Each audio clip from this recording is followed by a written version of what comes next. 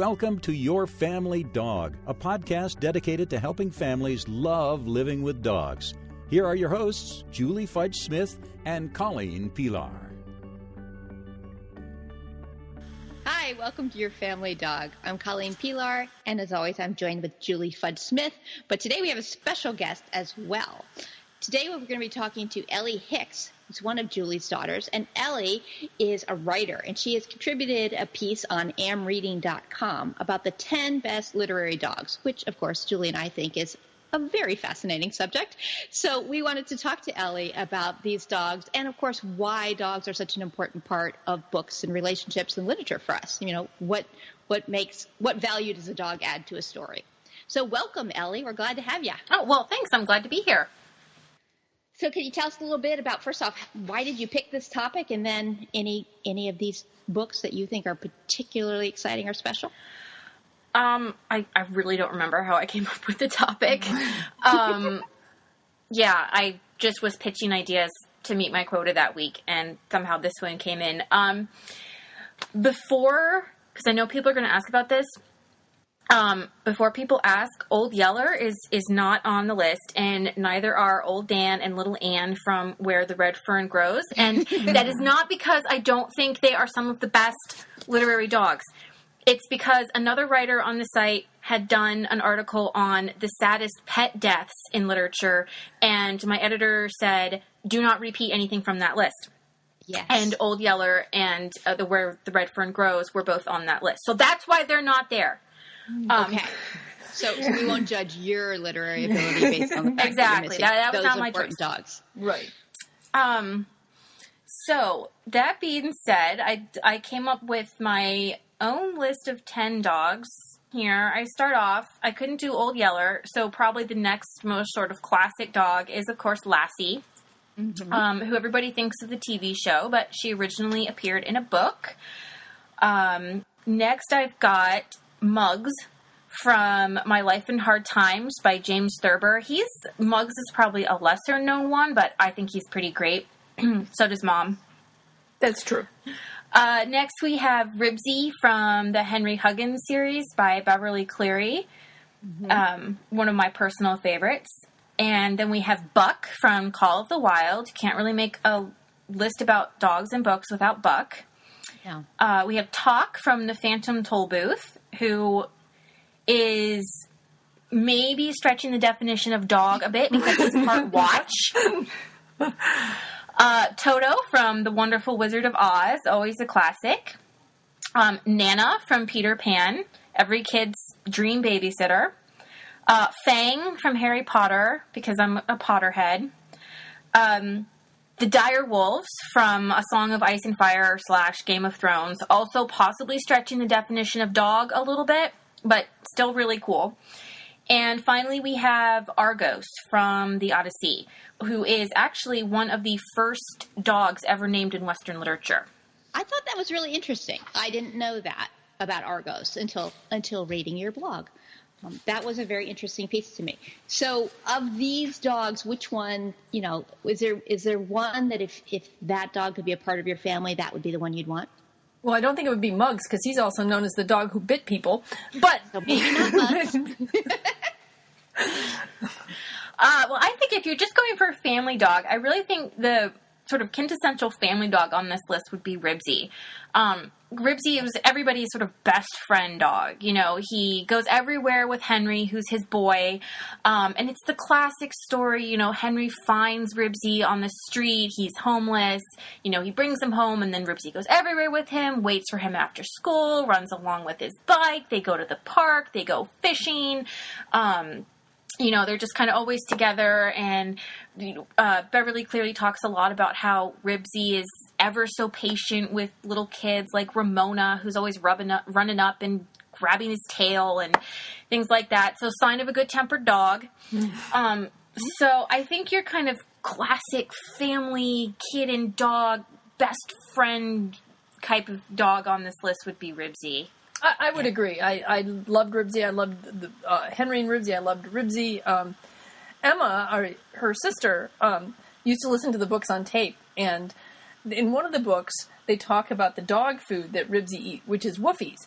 And one day we're sitting at the dinner table, and you remember, and Emma just starts singing the Woofie song. And we're all like, what the heck? And it was like, Woofie's dog food is the best. It contains more meat than all the rest. So buy your dog a can today and watch it chase his blues away. Woof, woof, woof, woofies.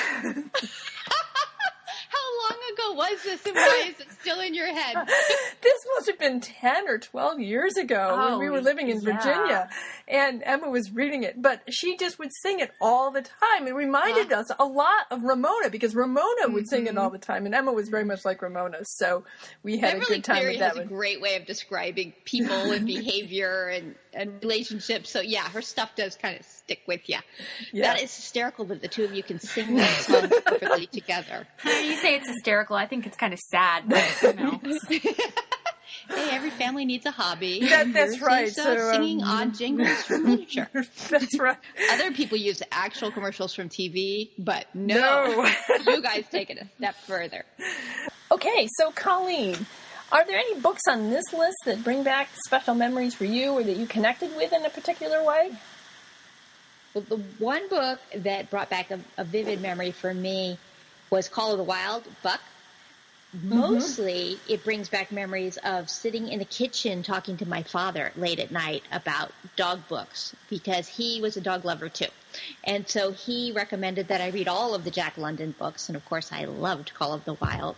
And then several by Jim Kjelgaard, which was, I don't remember where this man lived, but he wrote books in the 40s about dogs, and he had one very famous book called Big Red, a whole series about Irish setters. So I loved those books. Partially, I love these books because they showed me a slice of life so very unlike my suburban life. So, Call of the Wild was nothing like life in Burke, Virginia, where I lived in really? Yeah, not a bit like it. Out in Alaska and the rugged tundra and all of that kind of stuff. So I said it was a little bit the same attraction I had to these as I had to Little House on the Prairie. Books that showed me a whole different sense of the world. Right. Well, speaking of Little House on the Prairie, I did not think to put this one on the list, but it's one that... Shame on you. Yeah. It's one that Mom has, which was Jack, who I read all the Little House books. I loved them to death. I don't remember Jack, so... You don't remember Jack? You don't remember the river crossing where Jack had to swim the river because Paul wouldn't let him in the wagon, and Laura's like, Paul, let him in the wagon, and Paul says, no, we can't let him in the wagon, he's a dog. And so Jack swam the river, and then he got swept away, and they got across the river. They almost... the whole thing almost capsized, and they go and they make their camp, and they're all feeling very, very sad because Jack didn't make it across the river, and Paul's like, maybe I should have let him in the wagon after all. And they see off in the distance behind the firelight two little eyes, and so Pa gets his rifle or shotgun, whatever it is he carried, and the suspense, and he's like, and suddenly Laura goes, Pa, no! And it turned out it was Jack. He had survived the river, and he found his family, and they were all really happy, and then he lives with them for several years, and then he finally dies very peacefully in his bed. And he was some sort of a bulldog. Anyway, I remember him dearly. The other thing that I don't remember Pa being that much of a jerk either. Like, Pa, let the dog on the wagon. That seems very out of character from what I remember, but okay. But Pa, the other thing, the reason why I think Jack really stood out for me was because as far as Pa was concerned, if you were traveling west in a wagon with your family, it seems to me, for him, the essential equipment was the horses or the oxen, the wagon, and the dog. Because the dog served as a guard dog for them. And they encountered another family who was moving west who had been, I think, victimized by bandits because they weren't alerted by their dog. And so well, then you think he would definitely let the dog on the wagon to cross the river. You would think so, but apparently no. But anyway, apparently dogs don't belong in wagons. Yeah, apparently I was thunderstruck. Yes, it was. But anyway, but I remember Jack, and he was some sort of a brindle bulldog sort, and I cried when he died. You didn't cry when he died? I don't know. I was like 7.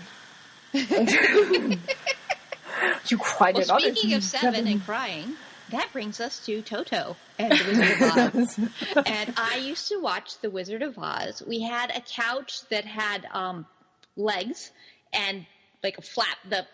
The cloth covered covered. So I would go under the couch and watch so that I could submerge myself under the couch and let the fabric drop down whenever the witch was on and threatening Toto.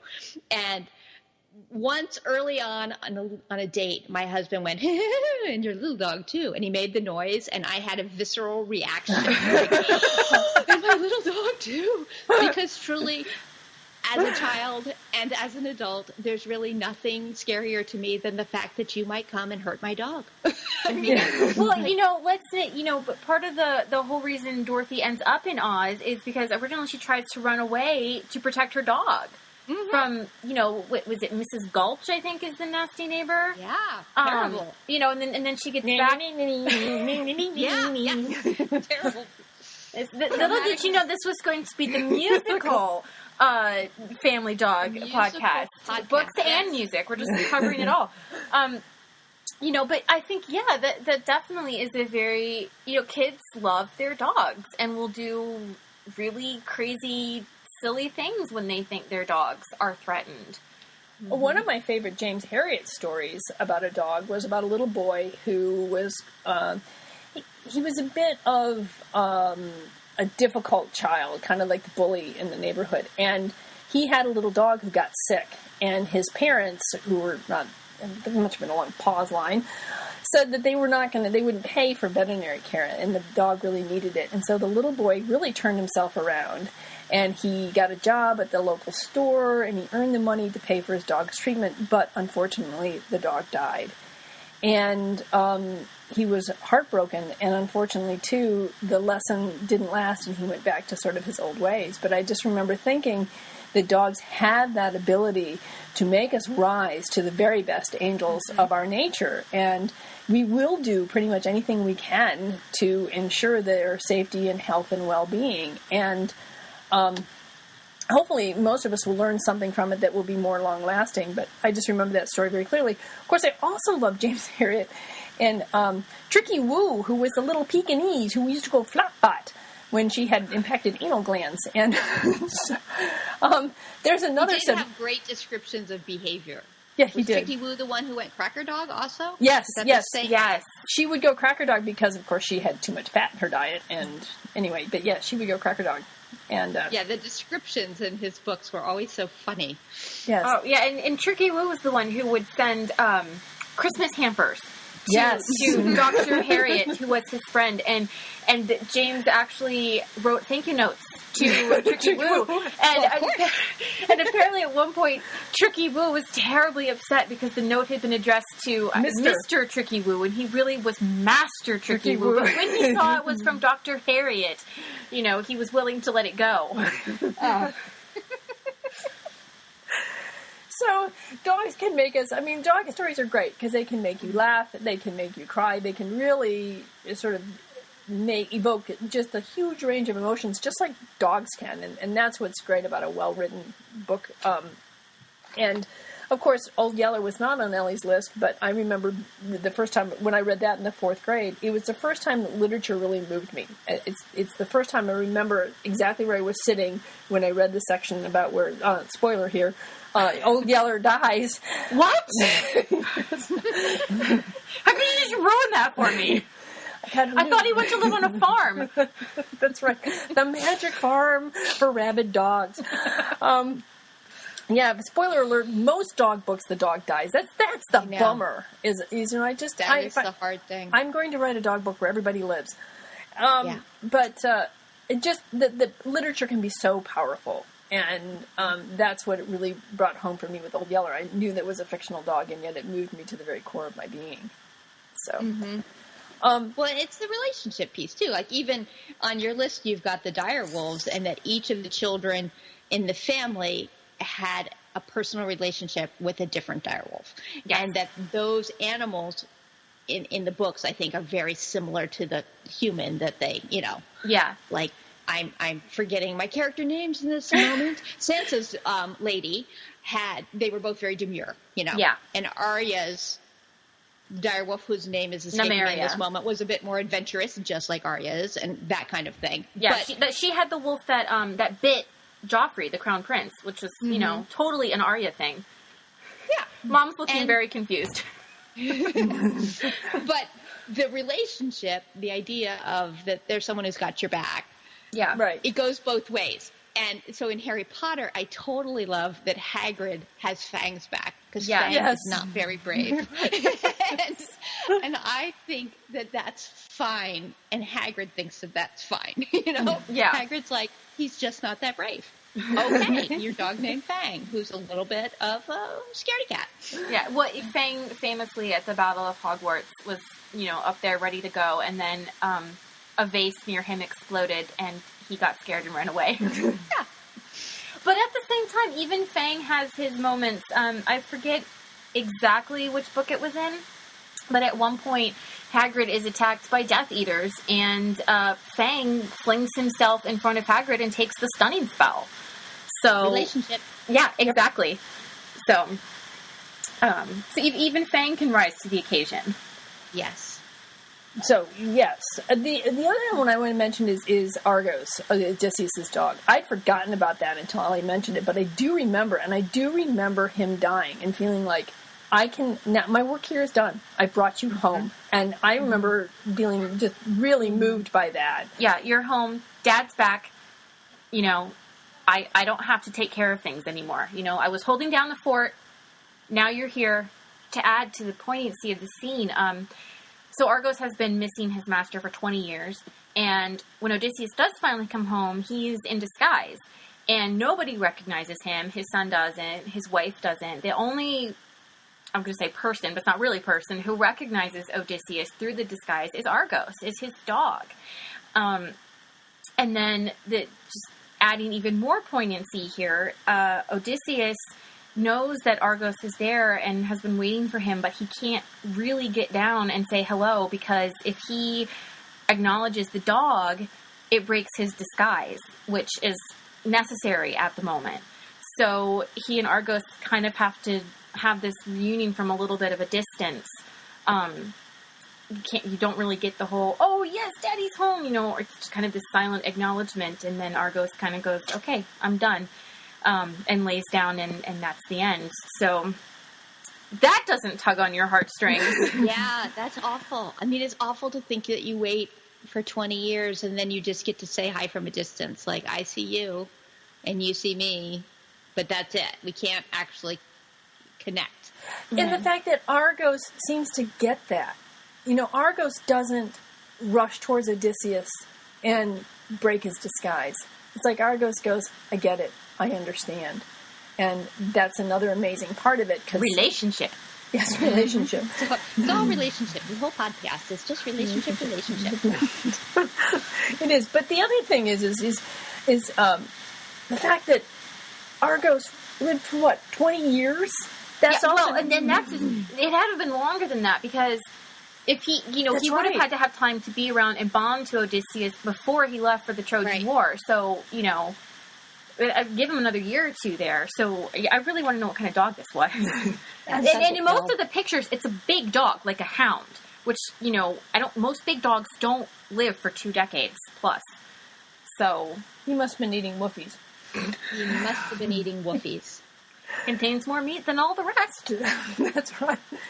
So, Julie, let's end with your favorite, Muggs. Oh, Muggs. Why don't you tell us the story of Muggs and why you so adore him? Well, Muggs, one is I'm a huge James Thurber fan. And I have been for, nigh on 40 years, maybe. Maybe not that long. Well, somewhere between 40... Does it really matter, Mom? Just talking about a dog. Yes. Everyone loves Thurber dogs, and Thurber loved dogs. And the thing about Muggs, what's so great about him is he's this irascible Airedale that was a member of the family, and he bit everyone, well, except for his mother. And he only took a passing swipe at her once. But his mother used to send chocolates to everybody that the dog bit. One year she was sending 23 boxes of chocolates at the end of the year to people. And he was the kind of dog where he ate at the table because he would bite you as you were putting his bowl on the ground. And they had to meet the laundryman down at like the corner at the end of the street because he wouldn't come to their house. And the only thing that he was just scared of was thunder. So they had this sheet of corrugated metal in the back of the house. So if they needed the dog to come into the house so they could shut him into a room, they'd go out and rattle the corrugated metal in the backyard to imitate thunder to get Muggs to come into the house. And there was one time when he took a swipe at James, and James swatted him on the rear, or picked him up, grabbed him by the tail. And then realized this was not a sustainable course of action. And so he dropped the dog, who chased him into the living room.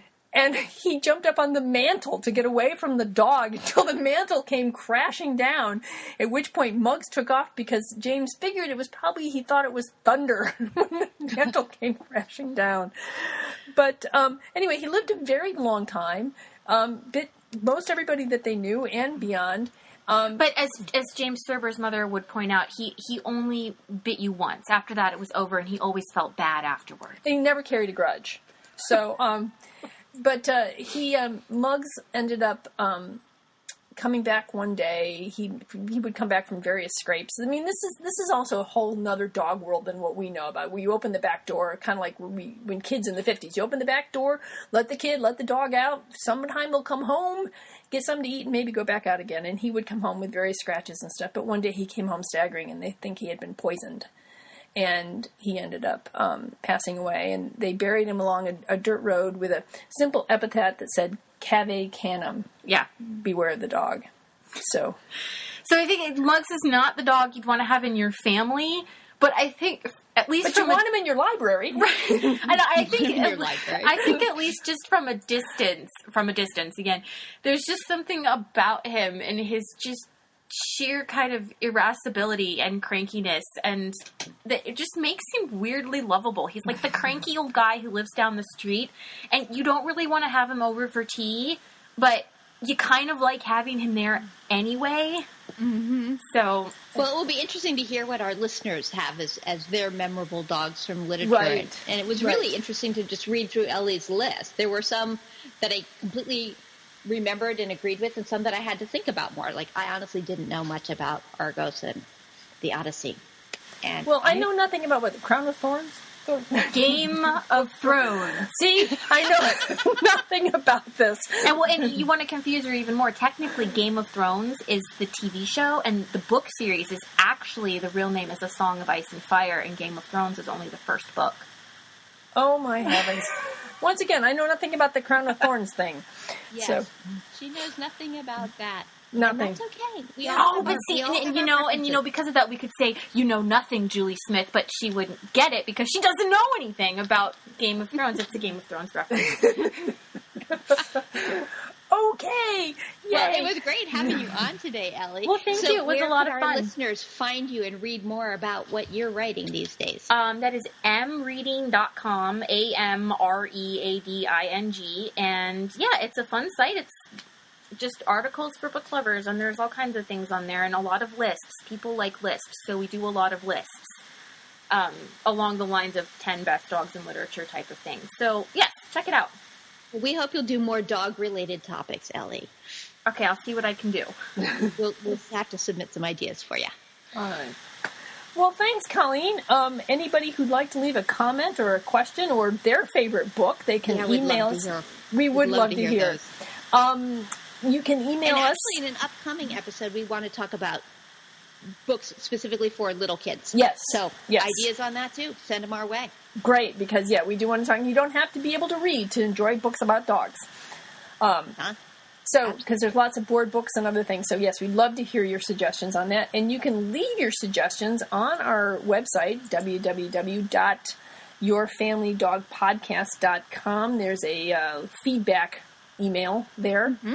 And then you can also call and leave a voicemail at 614-349-1661. All right. Thank you very much. And we look forward to seeing you all next week. Thanks, Colleen. Thanks. See you later. Bye. Bye. Thanks for listening to Your Family Dog. Got questions? Interesting ideas? Colleen and Julie would love to hear them. Call 614-349-1661 or visit www.yourfamilydogpodcast.com to share your thoughts.